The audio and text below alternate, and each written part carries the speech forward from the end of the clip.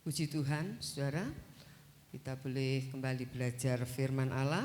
Kita ucapkan dulu 1 Yohanes 2 ayatnya yang ke-6. 2, 3. 1 Yohanes 2 ayat 6. Kewajibanku hidup seperti Kristus. Mari saudara kita berdiri bersama ke Alkitab kita.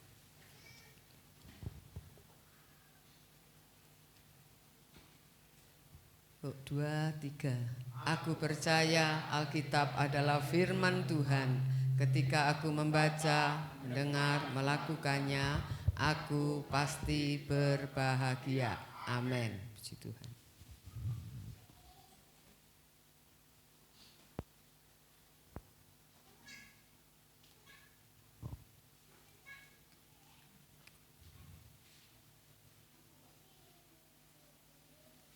Ya, kita masih akan belajar tentang pola agama diakhiri.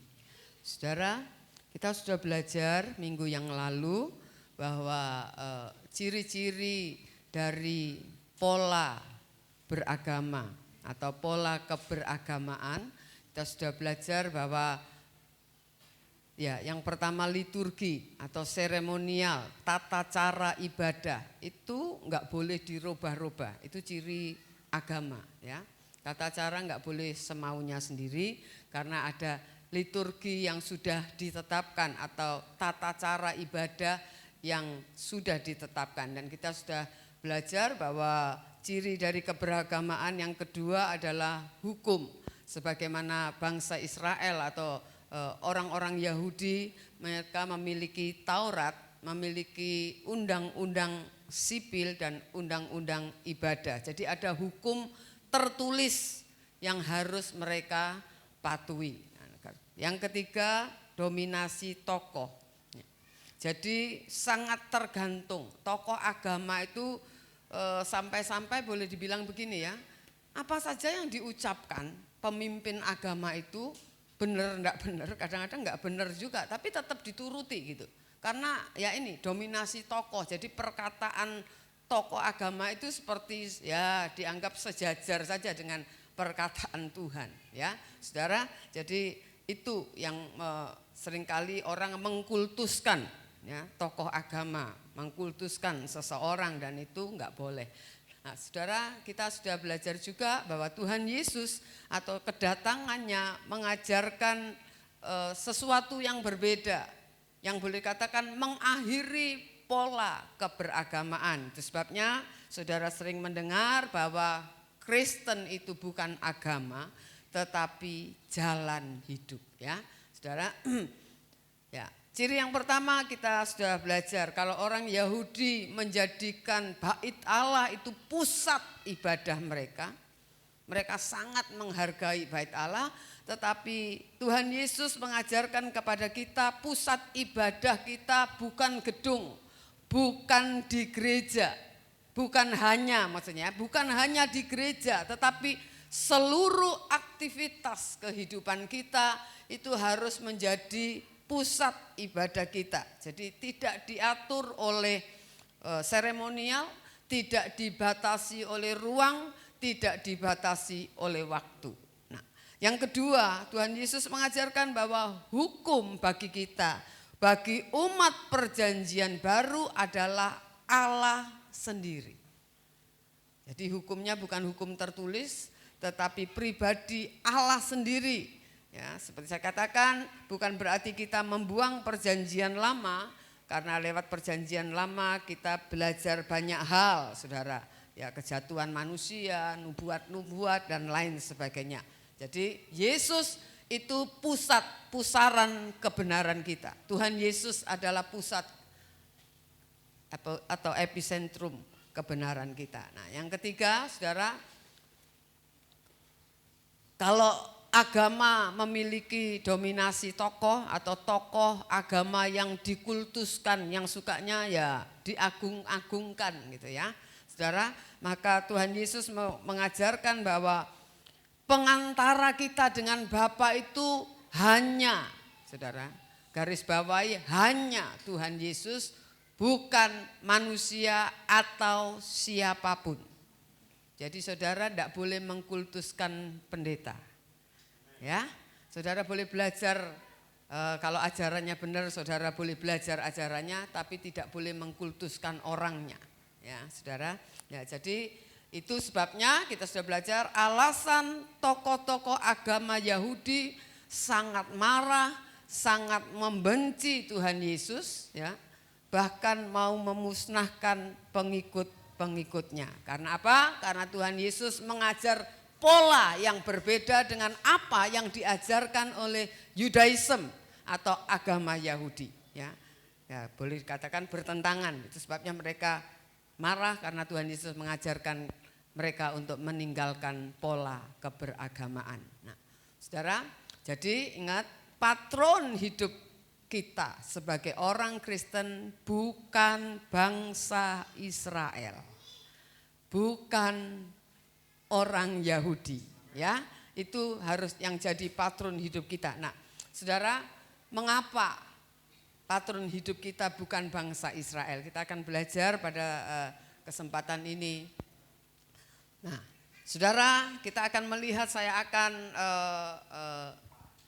bandingkan, ya.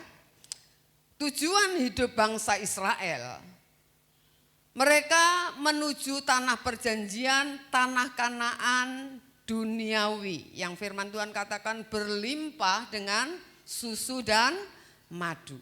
Ya. Tujuan mereka menjangkau, mencapai, mendiami tanah Kanaan. Memang itu tanah yang dijanjikan Tuhan, makanya disebut tanah perjanjian.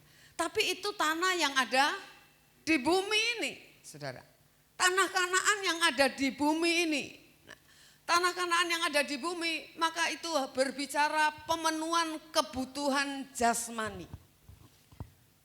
Tujuan mereka memang memenuhi kebutuhan jasmani mereka, saudara. Dan itu tidak disalahkan oleh Tuhan, karena memang Tuhan menjanjikan tanah yang berlimpah susu dan madu itu. Nah, saudara boleh melihat perjalanan mereka dari Mesir menuju ke tanah Kanaan. Ketika mengalami persoalan-persoalan di dalam pengiringan mereka, perjalanan hidup mereka menuju tanah perjanjian atau tanah Kanaan itu, maka seringkali timbul masalah, kekurangan air, ya kan ya. Mereka bilang, wah kalau di Mesir kita masih makan daging, di sini mana dapat daging. Ya saudara lihat gurun, nggak ada orang jualan, nggak ada supermarket, saudara. Ya, mereka mulai bersungut-sungut, ya, mereka marah. Saudara perhatikan kisah-kisah mereka. Mereka marah kepada Musa, melawan kepada Musa.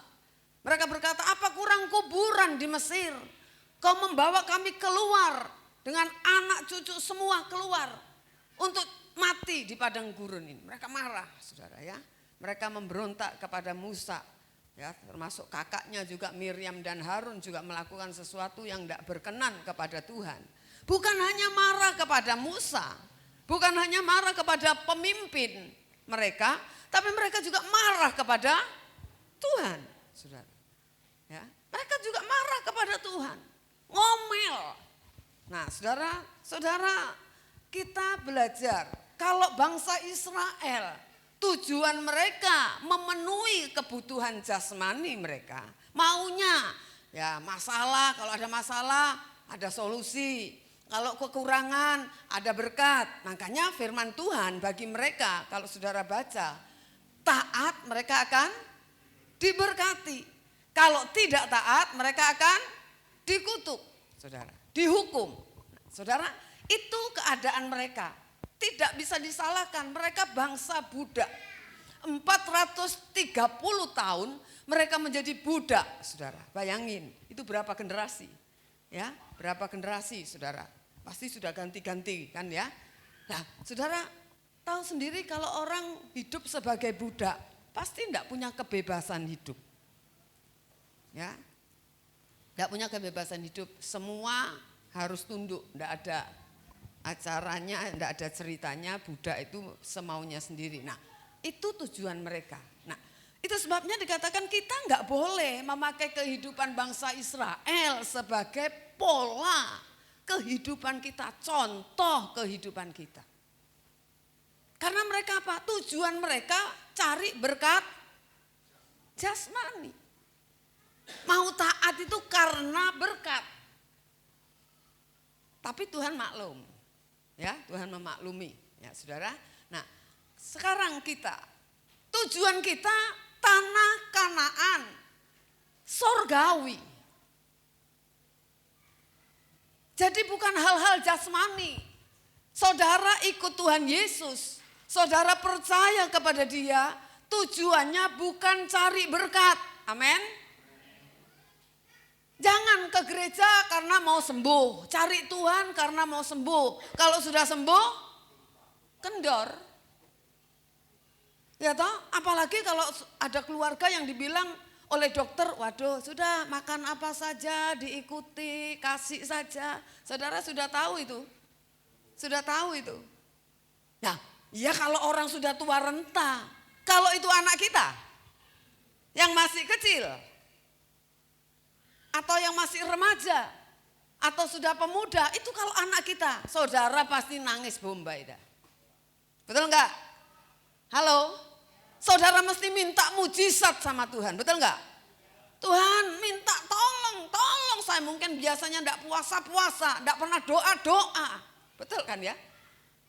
Kalau orang tua sudah rentas, apalagi umur saya sudah 70 ke atas, 80 ke atas, kita bilang ya sudahlah. Daripada menderita ya sudahlah, berangkat saja enggak apa-apa. Betul kan ya?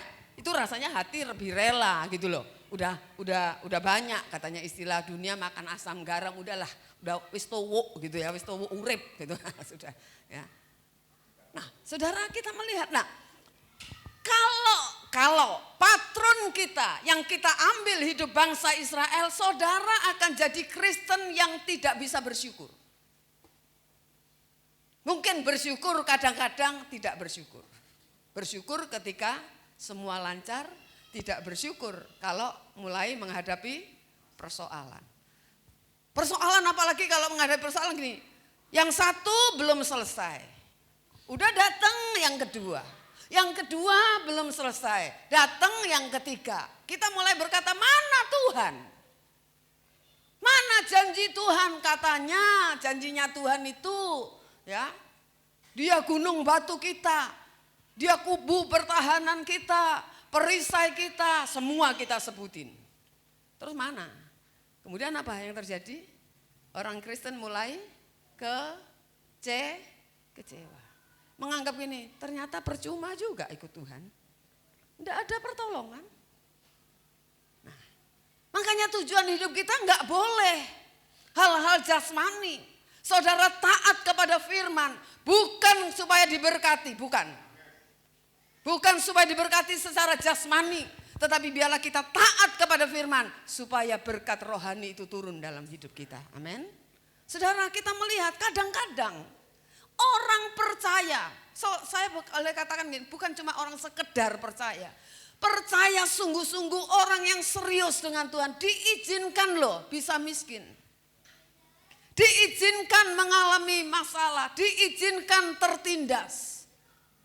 Kalau bangsa Israel mereka mengalami hukuman, mengalami dikatakan dikutuk karena melanggar firman.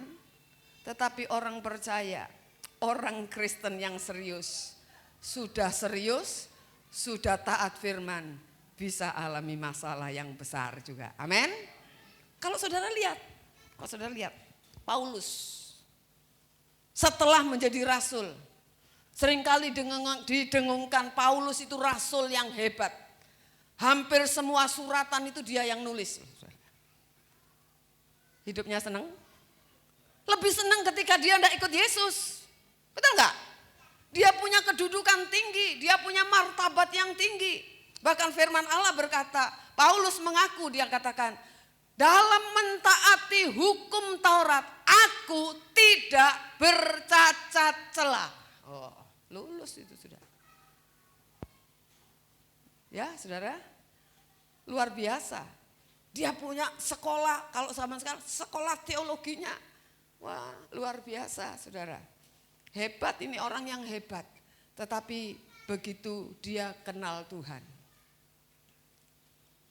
saudara, dia dikatakan apa kerjaannya? Kerjaannya Paulus apa setelah kenal Tuhan? Membuat kemah. bukan menenun. Kalau menenun sih lumayan ya, kerjaan lumayan. Membuat kemah itu kerjaan kasar, saudara.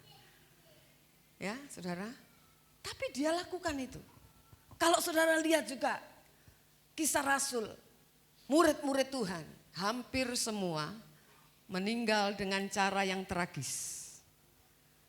Kalau ngikuti pola bangsa Israel, mana dong Tuhan? Halo? Mereka dipancung. Ya. Mereka dimasukkan belanga panas. Petrus disalib dengan kepala di bawah. Paulus dipancung, saudara. Lah Tuhannya mana? Kalau kita lihat bangsa Israel kan keren. Betul ya? Keren kan? Oh, ngalami jalan buntu. Di laut Kolsam kanan kiri, bukit belakang, tentara Fir'aun mau kemana? Mereka berseru kepada Tuhan, Tuhan belah laut itu. Mereka bisa jalan. Mereka minta makan, Tuhan kirim roti dari sorga. Mana? Mereka pengen makan daging, Tuhan kirim burung puyuh. Wah, dan itu seringkali diklaim orang Kristen. Bukan kita tidak bisa alami mujizat, bukan. Kalau saudara bisa kerja dengan giat menghasilkan uang, bekerjalah. Tapi apa yang saudara tidak mampu, itu bagian Tuhan. Amin. Amin. Jangan seperti bangsa Israel ikut-ikutan, saudara. Ya. Saya katakan dalam kondisi ekstrim kita tetap bisa mengalami mujizat. Saudara tidak punya apa-apa, mau utang tidak mau Tuhan. Aku katanya diajari tidak boleh utang, apalagi untuk makan. Kalau untuk bisnis lain ya. Untuk makan aku tidak mau utang. Aku mau berdoa, minta kemurahan Tuhan. Tidak menutup kemungkinan saudara, Tuhan kirim berkat buat saudara. Amin. Amin. Saudara masih percaya itu? Saya bukan katakan tidak ada mujizat, bisa terjadi. Seperti saya katakan, saudara jangan buat sekarang, jangan nuntut Tuhan mujizat terus terjadi dalam hidup kita. Saudara harus buat mujizat. Gimana dong buat mujizat? Jaga, kalau saudara mau sehat, jaga pola makan saudara, pola hidup saudara. Amin. Itu berarti saudara membuat mujizat bagi hidupmu sendiri. Bisa umur 90 saudara tetap sehat. Halo? Ya enggak?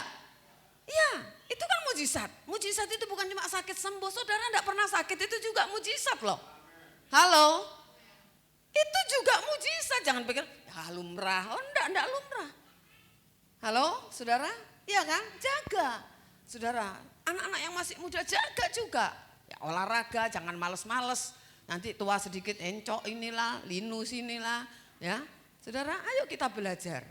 Ya, saudara. Jadi kita melihat kita enggak boleh ya memakai bangsa Israel sebagai pola hidup kita karena kita tahu Tuhan mengizinkan kita mungkin tertindas, kita mengalami kekurangan, kita mengalami tekanan, bukan hukuman, saudara. Tetapi pendewasaan. Itu bukan hukuman, jangan gini, aduh aku salah apa ya. Kalau saudara boleh sih, salah apa ya sama Tuhan. Saudara koreksi, ketika saudara koreksi diri saudara, enggak ada yang aku buat Tuhan tunjuk, no. Kalau aku memang salah tunjukin dong. Saudara enggak berbuat hal-hal yang menyimpang, meleset. Saudara harus ngerti, itu cara Tuhan membentuk hidup saudara. Amin. Amin, saudara. Jadi kita melihat, saudara, jangan jadikan kebutuhan jasmani sebagai tujuan hidup. Bukan tidak boleh kaya, tapi jangan jadikan itu tujuan hidup. Tujuan hidup saudara adalah sorga. Amin. Haleluya. Kita baca Ibrani pasal 4 ayat yang pertama.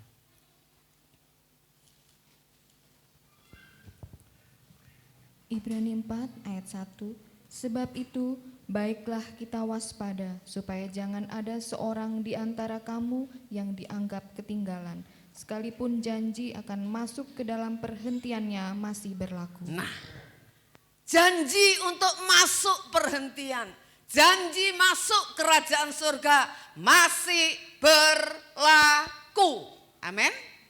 Masih berlaku, saudara. Bukan cuma untuk orang Israel, bukan. Mereka Kanaan duniawi, kita Kanaan surgawi. Dan janji itu masih berlaku.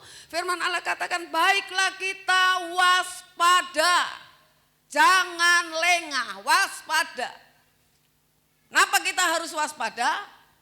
Setiap saat kita bisa mati. Ya kan? Orang itu waspada kan enggak gini. Kan saudara kalau anak-anak saudara naik motor misalnya mau keluar. Hati-hati ya. Kan gitu. Hati-hati maksudnya apa? Waspada. Jangan tunggu kecelakaan baru kita bilang kamu enggak waspada. Kan enggak. Tuhan itu juga mengingatkan kita. Ayo. Saudara hidup ini mumpung saudara punya hidup belum berakhir. Waspada. Sebab ada orang-orang dikatakan supaya jangan ada seorang di antara kamu yang dianggap ketinggalan. Terlambat, saudara, ketinggalan. Karena terlambat. Terlambat apa? Merubah hidup. Waktu terus berjalan, saudara. Ya, waktu terus saya katakan apa anak-anak remaja ya nurut apa enggak ya terserah situ. Saya kan enggak bisa pantau mereka. Ayo belajar kurangi main game. Nanti kamu nyesel, waktu itu terus jalan tidak pernah kembali. Tidak pernah kembali.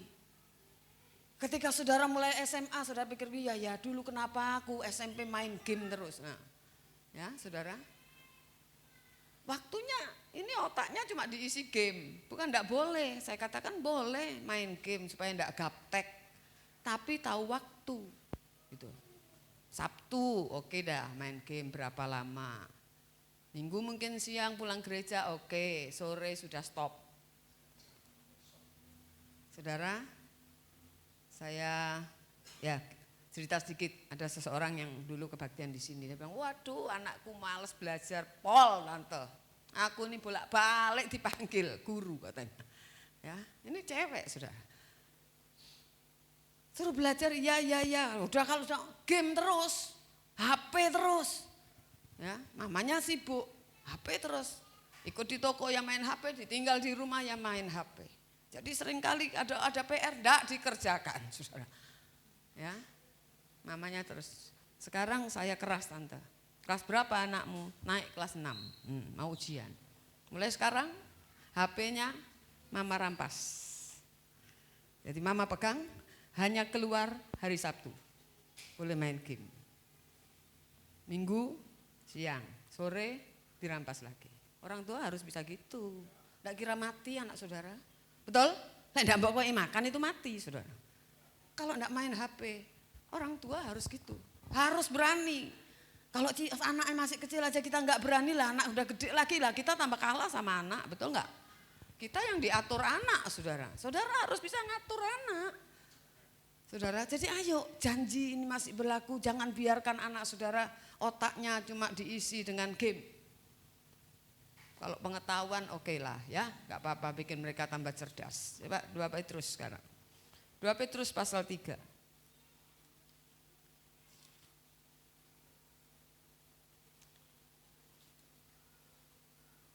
Ayat 13 sampai 15. 2 Petrus 3 ayat 13 sampai 15. Tetapi sesuai dengan janjinya kita menantikan langit yang baru dan bumi yang baru di mana terdapat kebenaran.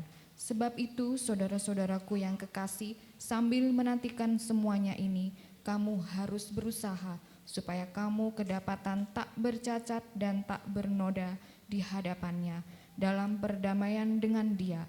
Anggaplah kesabaran Tuhan kita sebagai kesempatan bagimu untuk beroleh selamat, seperti juga Paulus saudara kita yang kekasih telah menulis kepadamu menurut hikmat yang dikaruniakan kepadanya. Nah, saudara, tetapi sesuai dengan janjinya, kita menantikan langit yang baru dan bumi yang baru di mana terdapat kebenaran. Kita semua menantikan langit baru dan bumi yang baru. Apa yang harus kita lakukan? Firman Allah ayat 14, sebab itu saudara-saudaraku yang kekasih, sambil menantikan semua itu. Janji Tuhan Yesus akan kembali. Janji langit dan bumi yang baru yang akan kita tempati. Sambil menantikan semua itu, kamu harus berusaha. Berusaha apa? Supaya kamu kedapatan tak bercacat, tak bernoda di hadapannya. Jadi bukan cuma ke gereja pulang, saudara. Tapi dikatakan ayo berusaha supaya hidupmu tidak bercacat celah. Ketika kita meninggal menghadap Tuhan, Tuhan mendapati kita tidak bercacat celah. Itu yang Tuhan mau. Jangan kita berpikir hidup cuma sekali. Mumpung seurep, mumpung masih kuat. Menuruti apa saja yang kita mau ingini. Menuruti keinginan mata, keinginan daging. Ya saudara, dianggap kan nanti kalau sudah sakit orang kan enggak bisa apa-apa sudah. Makan pun enggak enak, betul enggak? Diajak jalan-jalan pun udah males ya. Kalau udah usia-usia sepuh, sudah usia lanjut saudara, duh capek sudah. Kenapa yang sepuh-sepuh enggak mau ikut? Ya capek saudara, capek. Apalagi suruh jalan terus ya toh, capek. Yang muda aja capek. Apalagi yang sudah enakan di rumah. Saudara, kalau dulu mami saya ya, kalau saya ke Surabaya selalu gini, Fon enggak jalan-jalan ke mall, gitu saudara. Masih umur 80 tapi masih seneng jalan-jalan ke mall. Sekarang, Mi ikut, enggak. Enggak saudara, enggak mau saudara. Udah capek. Nah saudara, jadi kita ini ayo belajar, berusaha. Saudara, hal-hal yang enggak benar dalam hidup saudara, rubah. Boleh ngomong, suami istri ngomong, tolong ingetin. Ketika kamu lihat aku, enggak benar, ngomong. Sebaliknya, kalau diomongi janji, jangan marah. Kalau janjian itu gitu saudara, jangan dikasih tahu, udah ngamuk saudara. Ini baru ngomong sekejap, kamu tadi, mulai. Nah saudara, lah siapa yang ingatkan daripada orang lain yang ingatkan kan mendingan satu rumah, betul ya? Anak-anak juga gitu, ayo kalau diingeti mama. Kalau mama mungkin salah, boleh juga ingetin. Asal dengan cara yang benar, jangan kurang ajar juga. Ya, saudara, enggak boleh. Kita juga tetap harus hormat orang tua. Ya, jadi kita ayo belajar, saudara. Kita menantikan langit baru dan bumi yang baru. Nah sekarang yang kedua. Bangsa Israel dilepaskan dari perbudakan secara jasmani. Dengan tangan Tuhan yang kuat. Mereka enggak perang melawan Fir'aun dah. Saudara lihat tangan yang kuat 10 tulah diturunkan. Udah keluar. Itu diusir saudara. Tadinya enggak boleh kan keluar. Ini diusir-usir suruh keluar. Masih disangoni lagi emas-emasan apa segala macam saudara ya. Saudara, nah kita melihat mereka dikasih Taurat saudara. Bangsa Israel ini kenapa? Kok diberi Taurat? Karena mereka seperti saya katakan bangsa budak. Orang itu kalau biasa dikungkung, coba anak ya, yang dikungkung, diprotek, pokoknya keluar rumah enggak boleh, di rumah saja. Itu kalau sekali keluar, katanya seperti kuda lepas dari kandang. Ya, udah lepas enggak keluar, enggak pulang-pulang, saudara ya tahu, mumpung lepas kan gitu. Nah, itu sebabnya mereka diberi hukum. Kenapa diberi hukum? Dikasih Taurat supaya enggak liar. Supaya mereka menjadi bangsa yang bermartabat. Ya. Maka hidup mereka harus ditertibkan dengan hukum. Supaya apa? Pantas nanti mewarisi Kanaan. Jadi pantas. Seperti saudara kan? Kalau saudara punya perusahaan, anak saudara didik kan? Supaya pantas. Jadi owner, betul enggak? Halo, benar enggak? Iya kan?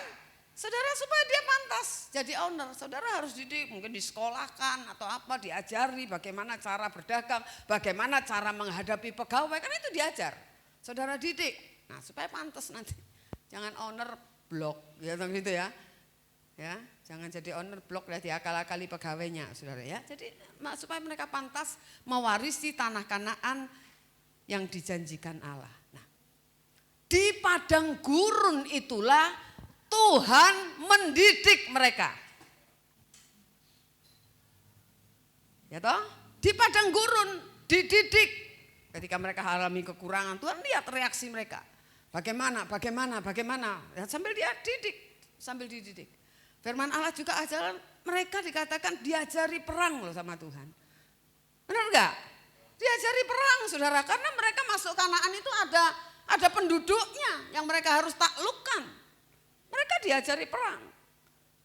Ya saya enggak tahu secara teknisnya bagaimana Tuhan mengajar mereka perang kan gitu ya. Tapi kita melihat mereka diajar. Nah, kebebasan mereka dari Mesir merupakan awal perjalanan panjang mereka sampai ke Kanaan dan selanjutnya ketika mereka menduduki tanah Kanaan. Nah, sekarang bagaimana dengan kita? Yuk.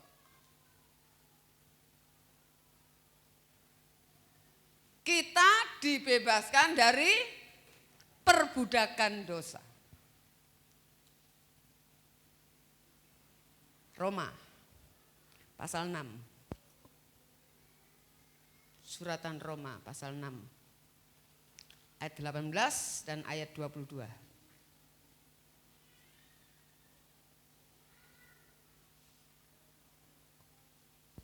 Roma 6 ayat 18 dan 22. Kamu telah dimerdekakan dari dosa dan menjadi hamba kebenaran.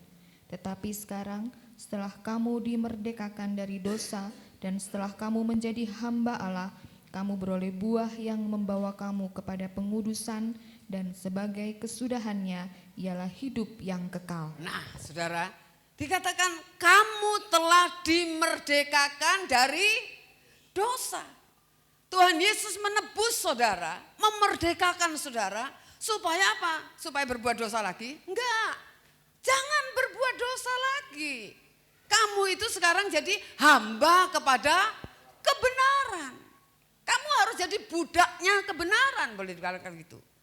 Supaya apa dikatakan? Setelah dimerdekakan dari dosa, setelah kamu menjadi hamba Allah, kamu beroleh buah yang membawa kamu kepada pengudusan. Dan kesudahannya ialah hidup yang kekal. Jadi saudara, kita ini kalau bangsa Israel dibebaskan dari Mesir, perbudakan di Mesir, saudara dan saya dimerdekakan dari perbudakan dosa, menjadi hamba kebenaran. Tujuannya apa? Ayo belajar kebenaran, kemudian apa? Kamu akan dikuduskan. Endingnya apa? Hidup yang kekal. Amin. Ya, saudara. Yang ketiga, bangsa Israel mempersembahkan korban untuk pengampunan dosa. Ya. Mereka mempersembahkan korban untuk pengampunan dosa. Ketika berbuat salah, mereka memberikan korban. Sudah? Imamat 16 ayat 15 dan 16. Imamat 16.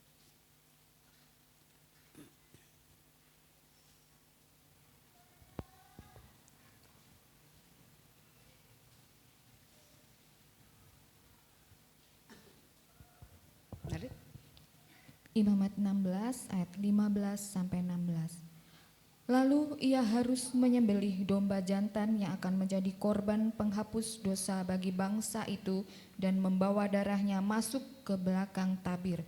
Kemudian haruslah diperbuatnya dengan darah itu seperti yang diperbuatnya dengan darah lembu jantan, yakni ia harus memercikannya ke atas tutup perdamaian dan ke depan tutup pendamaian itu. Dengan demikian, ia mengadakan pendamaian bagi tempat kudus itu karena segala kenajisan orang Israel dan karena segala pelanggaran mereka, apapun juga dosa mereka. Demikianlah harus diperbuatnya dengan kemah pertemuan yang tetap diam di antara mereka di tengah-tengah segala kenajisan mereka. Nah, mereka harus mempersembahkan hewan, saudara, yang tidak bercacat celah.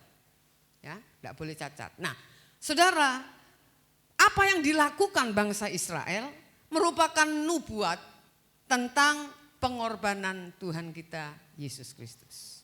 Nubuat, jadi itu tindakan profetik ya yang mereka lakukan, saudara. Nah, saudara, jadi kita melihat nubuat dari korban Tuhan Yesus menghentikan segala korban binatang. Berhenti. Saudara lihat bait Allah di Israel, di Yerusalem dihancurkan. Tentu saja sudah tidak ada pengorbanan, sudah nggak ada, sampai sekarang nggak ada, saudara.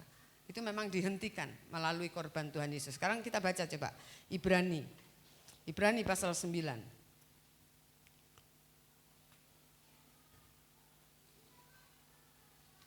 Ibrani 9 ayat 13 sampai 15.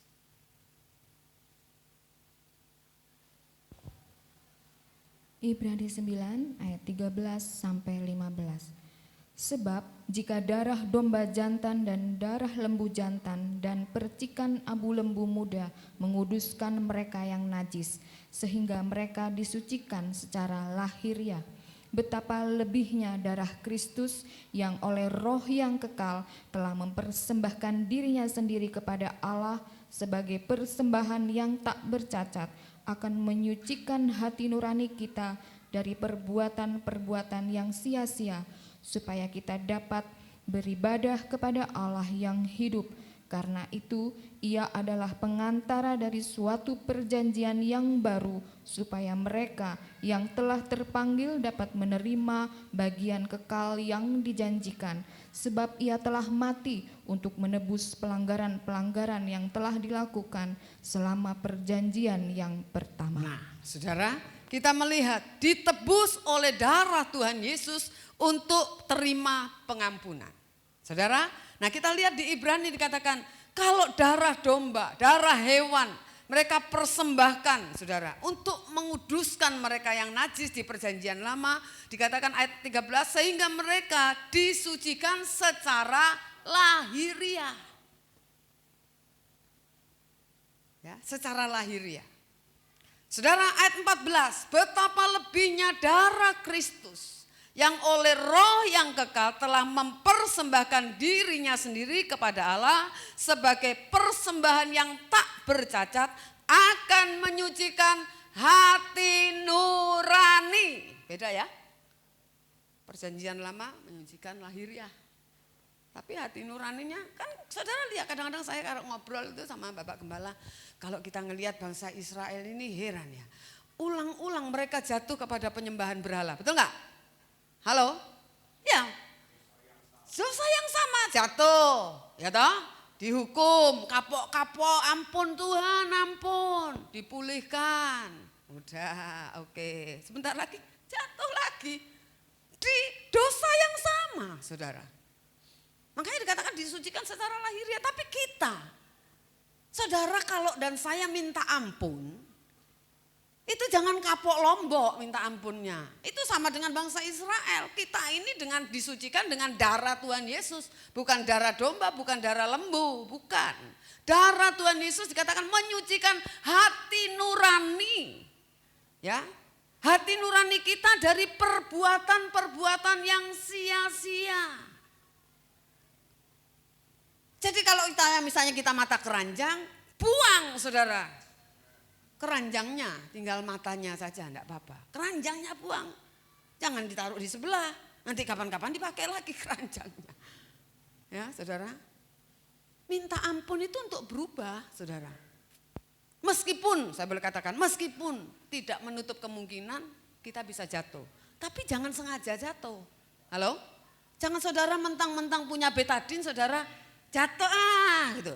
Ada lubang saudara nyemplung kaki sebelah, enggak apa-apa, di rumah ada betadin. Ada sepeda motor saudara jalan seenaknya ditobrok, enggak apa-apa, punya betadin. Masa gitu? Jangan mentang-mentang saudara punya darah Tuhan Yesus, saudara pikir minta ampun Tuhan, darahmu menyucikan hidupku. Wis waras, gitu lagi. Halo? Kita sama kan kalau gitu tegar tengkuknya dengan bangsa Israel saudara. Jadi ayo kita ditebus darah Tuhan Yesus. Mengakui, menerima Tuhan Yesus sebagai Tuhan dan Juru Selamat secara nalar. Nalar itu masih di utak ya. masih di otak ini loh. Secara nalar itu awal dari perjalanan hidup kita. Bukan udah selamat, belum. Saudara diberi potensi, peluang masuk jalur keselamatan. Saudara tracknya dipindah oleh Tuhan, gitu loh. Kalau tadinya jalannya ke arah kebinasaan, saudara terima Tuhan Yesus sebagai Tuhan dan Juru Selamat, saudara tracknya dipindah, pindah ke arah sorga. Belum sampai sorga kan, baru dipindah jalur saudara. Kalau kereta itu api dipindah jalur, krek, nah belok saudara. Kalau tidak dipindah jurusannya bablas, kan lain saudara ya. Jadi saudara pun baru dipindah tracknya. Supaya apa?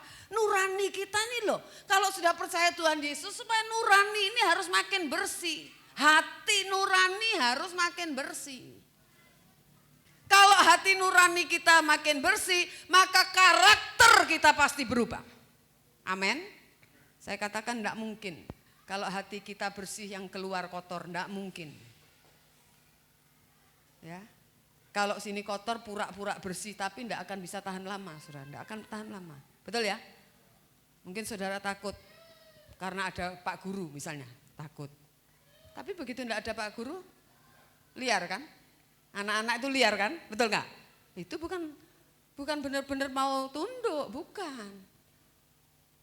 Tidak ada kesempatan aja gitu. Tapi begitu ada kesempatan ngawur gitu ya, saudara. Jadi ayo kita berubah karakter hati nurani terus. Saudara boleh berdoa, Tuhan aku mau hatiku ini loh makin bersih. Amin. Makin bersih. Saudara enggak usah, nanti kita enggak munafik gini loh, pura-pura aduh aku ini kok enggak bisa jadi orang ramah ya. Aku mau belajar ramah. Itu kan di luar saudara. Halo, itu kan cuma di luar, betul enggak? Itu enggak akan lama. Pas bagaimana saudara kecentok katanya orang Jawa, kesinggung, oh aslinya keluar kan gitu ya. Tapi kalau dari dalam yang berubah, biar kecentok, enggak kecentok sama. Halo? Ya saudara, semakin hari kita boleh semakin memiliki karakter Tuhan kita Yesus Kristus. Jadi hukum kita adalah Tuhan sendiri. Tuhan sendiri. Itu sebabnya yang harus dilakukan apanya? Apanya saudara? Kalau bangsa Israel hukumnya Taurat. Hukum yang tertulis mereka harus lakukan sesuai dengan bunyinya. Betul enggak? Bunyinya. Sesuai bunyinya. Misalnya jangan terlambat 10 menit harus sudah sampai sekolah umpama. Nah itu enggak boleh kurang 5 menit saudara. 10 menit tulisannya 10 menit kok. Ya. Tapi kalau Tuhan hukum kita enggak ada tertulis. Pribadi Tuhan hukum kita. Apa yang kita harus belajar? Kehendaknya. Saudara menyenangkan seseorang kan harus tahu apa yang dia pengini. Halo? Ya kan? Kehendaknya dia, pengennya apa? Kesukaannya dia apa? Nah itu yang kita harus lakukan. Kehendak Tuhan bagi kita masing-masing beda. Karena saudara punya karakter berbeda, saudara punya masalah berbeda, hal yang berbeda satu sama lain. Ya saudara, jadi sekarang yang terakhir. Bangsa Israel hidup bagi dirinya sendiri. Bangsa Israel ini egois banget saudara. Sampai sekarang. Mereka menganggap orang di luar bangsa Yahudi kafir. Biar saudara orang Kristen di hadapan mereka kafir kita ini. Itu loh, mereka merasa diri mereka anak keturunan Abraham. Kamu kan bukan keturunan Abraham gitu. Mereka merasa bangsa pilihan, memang mereka umat pilihan. Makanya Tuhan bela Mas Yan ya, karena Tuhan pegang janjinya sama Abraham. Saudara. Nah, makanya kalau di sana katanya ya saya kan belum ke Israel.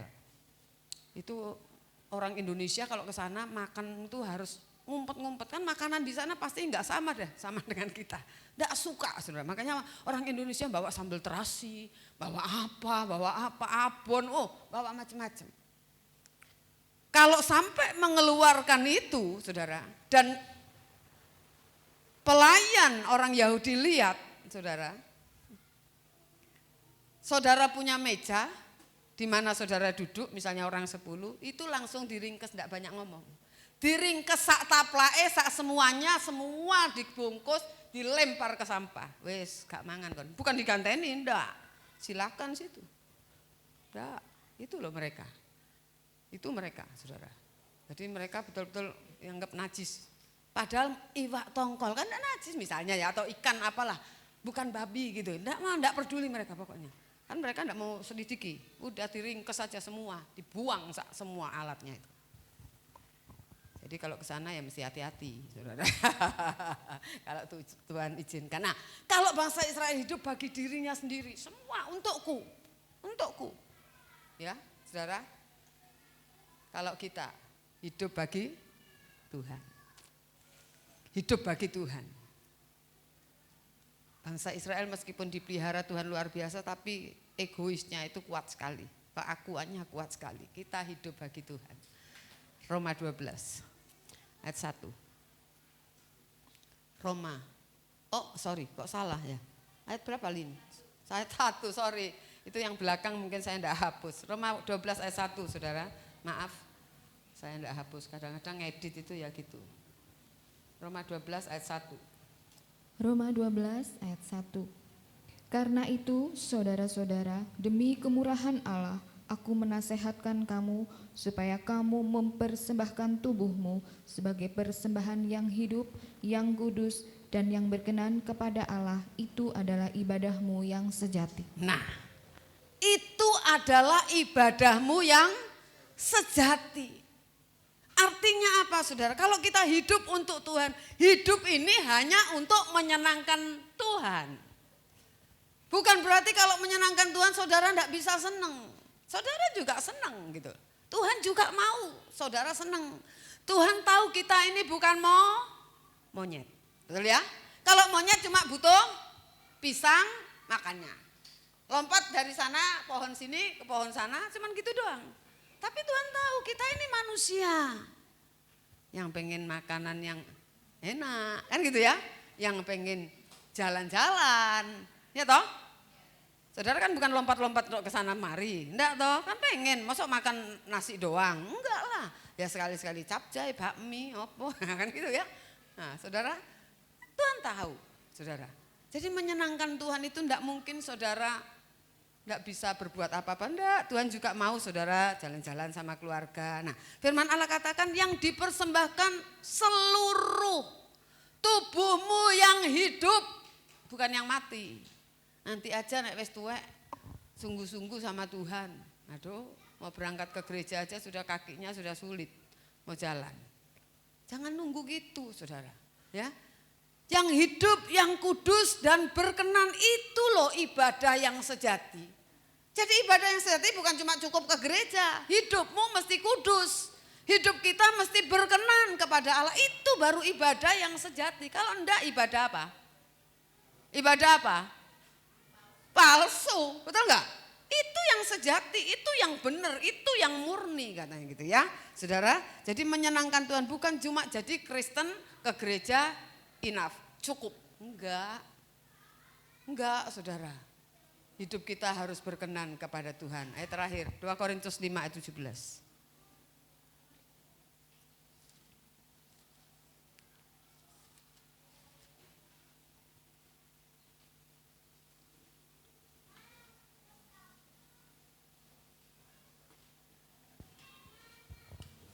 Ya, silakan. 2 Korintus 5 ayat 17.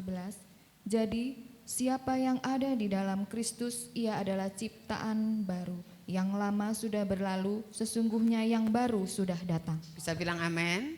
Kalau saudara berkata aku di dalam Kristus, saudara harus jadi ciptaan baru. Kalau kita masih memiliki diri kita sendiri berarti kita ini menolak dimiliki Tuhan. Saudara, berarti kita mau terus jadi notos. Tidak mau jadi huyos.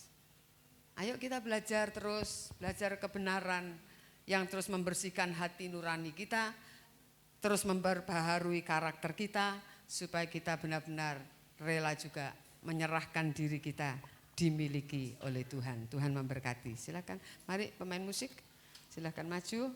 Kita akan